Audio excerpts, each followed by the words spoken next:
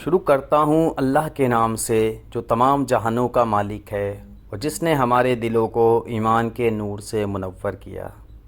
السلام علیکم معزز ناظرین، اس ویڈیو میں ہم بیان کریں گے کہ یہ کس کا کلام ہے۔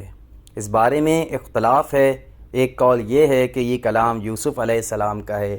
اس لحاظ سے اس کا مطلب یہ ہے کہ میں نے معاملے کی تحقیق کا مطالبہ اس لیے کیا تاکہ عزیز مصر یہ جان لیں کہ میں نے اس کی عدم موجودگی میں اس کی خیانت نہیں کی۔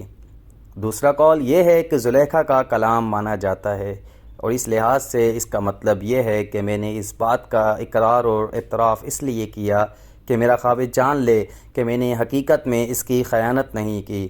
میری طرف سے اسے بہلانے پسلانے کی کوشش ضرور ہوئی، لیکن عملی طور پر اس بے حیائی کے کام کرنے کی نوبت ہی نہیں آئی۔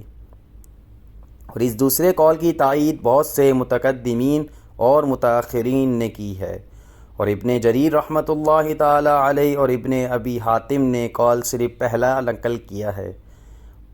ترجمہ: اور میں اپنے آپ کو بری قرار نہیں دیتا یا دیتی، یقیناً نفس برائی کا حکم دیتا ہے، مگر جس پر میرا رب رحم فرمائے، بے شک میرا رب معاف کرنے والا رحم کرنے والا ہے۔ یہ کلام بھی زلیخا کا ہے یا یوسف علیہ السلام کا، مگر اس کو زلیخا کے کلام پر محمول کرنا زیادہ مناسب اور قوی ہے۔ واللہ اعلم۔